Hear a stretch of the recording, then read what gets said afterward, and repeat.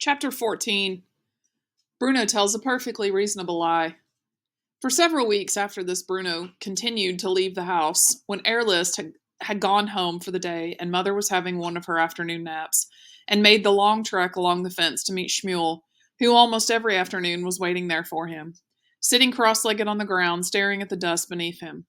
One afternoon, Shmuel had a black eye, and when Bruno asked him about it, he just shook his head and said he didn't want to talk about it. Bruno assumed that there were bullies all over the world, not just in schools in Berlin, and that one of them had done this to Shmuel. He felt an urge to help his friend, but he couldn't think of anything he could do to make it better, and he could tell that Shmuel wanted to pretend it had never happened.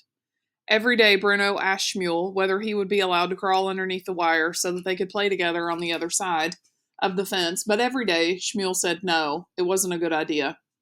"I don't know why you're so anxious to come across here anyway," said Shmuel. "It's not very nice." "You haven't tried living in my house," said Bruno. "For one thing, it doesn't have 5 floors, only 3. How can anyone live in so small a space as that?" He'd forgotten Shmuel's story about the 11 people all living in the same room together before they had come to Outwith, including the boy Luca, who kept hitting him, even when he did nothing wrong. One day, Bruno asked why Shmuel and all the other people on that side of the fence wore the same striped pajamas and cloth caps. "That's what they gave us when we got here," explained Shmuel. "They took away our other clothes. But don't you ever wake up in the morning and feel like wearing something different? There must be something else in your wardrobe." Shmuel blinked and opened his mouth to say something, but then thought better of it. "I don't even like stripes," said Bruno, although this wasn't actually true. In fact, he did like stripes, and he felt increasingly fed up that he had to wear trousers and shirts and ties and shoes that were too tight for him, when Shmuel and his friends got to wear striped pajamas all day long. A few days later, Bruno woke up, and for the first time in weeks, it was raining heavily.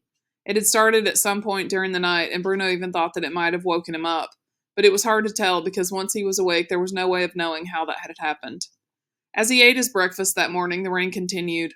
Through all the morning classes with Airlist, the rain continued. While he ate his lunch, the rain continued, and while they finished another session of history and geography in the afternoon, the rain continued. This was bad news for it meant that he wouldn't be able to leave the house and meet Shmuel. That afternoon, Bruno lay on his bed with a book, but found it hard to concentrate, and just then the hopeless case came to see him. She didn't often come to Bruno's room, preferring to arrange and rearrange her collection of dolls constantly during her free time. However, something about the wet weather had put her off her game, and she couldn't face playing it again just yet. "What do you want?" asked Bruno. "That's a nice welcome," said Gretel. "I'm reading," said Bruno. "What are you reading?" she asked him. And rather than answer, he simply turned the cover towards her so that she could see for herself. She made a raspberry sound through her lips, and some of her spit landed on Bruno's face. "Boring," she said in a sing-song voice. "It's not boring at all," said Bruno. "It's an adventure. It's better than dolls, that's for sure."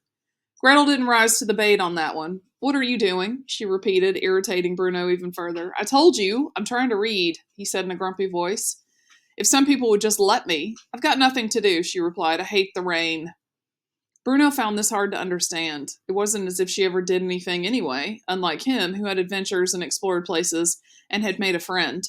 She very rarely left the house at all. It was as if she had decided to be bored simply because on this occasion she didn't have a choice about staying inside. But still, there are moments when a brother and sister can lay down their instruments of torture for a moment and speak as civilized human beings, and Bruno decided to make this one of those moments. "I hate the rain too," he said. "I should be with Shmuel by now. He'll think I've forgotten him." The words were out of his mouth quicker than he could stop them, and he felt a pain in his stomach and grew furious with himself for saying that. "You should be with who?" asked Gretel. "What's that?" asked Bruno, blinking back at her. "Who did you say you should be with?" she asked again. "I'm sorry," said Bruno, trying to think quickly. "I didn't quite hear you." "Could you say that again?" "Who did you say you should be with?" she shouted, leaning forward so there could be no mistake this time. "I never said I should be with anyone," he said. "Yes, you did. You said that someone will think that you've forgotten them." "Pardon?" "Bruno!" she said in a threatening voice. "Are you mad?" he asked, trying to make her think that she had entirely made it up, only he wasn't very convincing, for he wasn't a natural actor like grandmother. And Gretel shook her head and pointed a finger at him. "What did you say, Bruno?" she insisted. "You said there was someone you should be with. Who was it? Tell me. There's no one around here to play with, is there?" Bruno considered the dilemma he was in. On the one hand, his sister, and he had one crucial thing in common. They weren't grown-ups, and although he had never bothered to ask her, there was every chance that she was just as lonely as he was at Outwith. After all, back in Berlin, she had had Hilda and Isabel and Louise to play with. They may have been annoying girls, but at least they were her friends. Here she had no one at all except her collection of lifeless dolls. Who knew how mad Gretel was after all? Perhaps she thought the dolls were talking to her. But at the same time, there was the undeniable fact that Shmuel was his friend and not hers, and didn't want to share him. There was only one thing for it, and that was to lie. "I have a new friend," he began. "A new friend that I go and see every day, and he'll be waiting for me now. But you can't tell anyone. Why not?" "Because he's an imaginary friend," said Bruno, trying his best to look embarrassed, just like Lieutenant Kotler had when he had become trapped in his story about his father in Switzerland. "We play together every day." Gretel opened her mouth and stared at him before breaking into a laugh. "An imaginary friend," she cried. "Aren't you a little old for an imaginary friend?" Bruno tried to look ashamed and embarrassed in order to make his story more convincing. He squirmed on the bed and didn't look her in the eye, which worked a treat and made him think that perhaps he wasn't such a bad actor after all. He wished that he could make himself go red, but it was difficult to do that, so he thought of embarrassing things that had happened to him over the years and wondered whether these would do the trick. He thought of the time he had forgotten to lock the bathroom door and grandmother had walked in and seen everything. He thought of the time he had put his hand up in class and called the teacher mother, and everyone had laughed at him. He thought of the time he'd fallen off his bicycle in front of a group of girls when he was trying to do a special trick and cut his knee and cried. One of them worked, and his face started to go red. "Look at you," said Gretel, confirming it. "You've gone all red." "Because I didn't want to tell you," said Bruno. "An imaginary friend. Honestly, Bruno, you're a hopeless case." Bruno smiled, because he knew two things. The first was that he had gotten away with his lie, and the second was that if anyone was the hopeless case around here, it wasn't him. "Leave me alone," he said. "I want to read my book." "Well, why don't you lie down and close your eyes and let your imaginary friend read it to you?" said Gretel, delighted with herself now, because she had something on him, and she wasn't going to let it drop in a hurry. "Save you a job."